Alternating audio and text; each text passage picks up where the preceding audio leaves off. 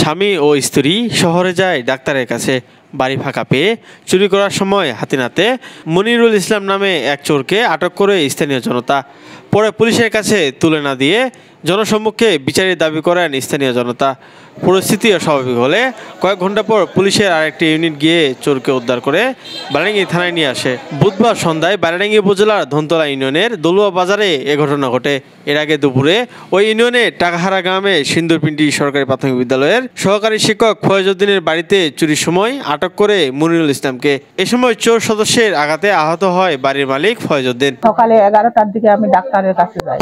ডাক্তারের কাছে যাওয়ার পরে 2:30টার দিকে আসে, বাসাতে দেখি যে এলোমেলো আর কি, গেটটা খোলার পরে ভিতরে আসি। নিয়ে যাইতে পারেনি, তার আগে আমরা ধরে ফেলছি।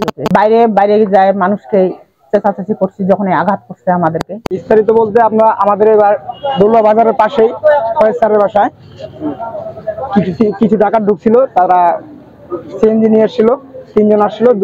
ওরা বাড়িতে ঢুকছে, তখন কিছুক্ষণ পরে বাড়ি ফাঁকা ছিল। ওরা ঠাকুরগাঁতে গেছিল, ঠাকুরগাঁ থেকে আসার পরে দেখে আমার বাসায় লোক ঢুকছে। তখন এই বাধা দেওয়ার কারণে এক ডাকাতকার ও মাথায় বাড়ি মারছে, মাথা ফাটে গেছে। ফাটে যাওয়ার পর অন্য চিল্লাচিল্লি করে একজনকে ধরা গেছে, 2 জন পালাতক। তারপর ইউনিয়ন পরিষদে আনার পরে ইউনিয়ন পরিষদ থেকে থানায় ফোন দেয়, থানা থেকে পুলিশ আসে। আস্তে আস্তে জনগণও আসে। জনগণ চাচ্ছিল যে ইউনিয়ন পরিষদে ওই জায়গায় বিচারটা করুক।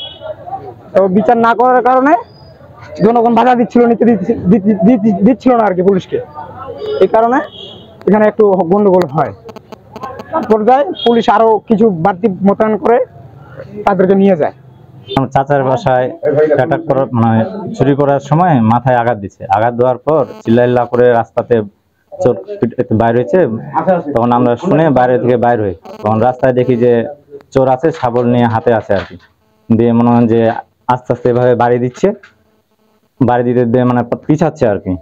তো আমরা সবাই তখন আর কি বাস দিয়ে শাবলটাকে বাড়ি দিই। তখন শাবলটা পড়ে যায়, তখন আমরা তাকে আটক করি আর কি। আটক করার পরে আস্তে আস্তে আমরা এখানে দলুয়া বাজারে নিয়ে আসি। দলুয়া বাজারে নিয়ে আসার পর কিছুক্ষণ পর তখন আবার ইউনিয়ন পরিষদে দেওয়া হয়। ইউনিয়ন পরিষদে দেওয়ার পর তখন পুলিশকে ফোন করা হয়। পুলিশ একটু বেরিতে আসে। তারপর যখন পুলিশ নিয়ে যাইতে চাচ্ছিল তখন জনগণ একটু খেপে গেছে, তখন ওই জন্য নিয়ে যায় না, ওই জন্য একটু দেরি করছে আর। পুলিশ জানায় এ ঘটনায় আইনগত ব্যবস্থা প্রক্রিয়াধীন আছে।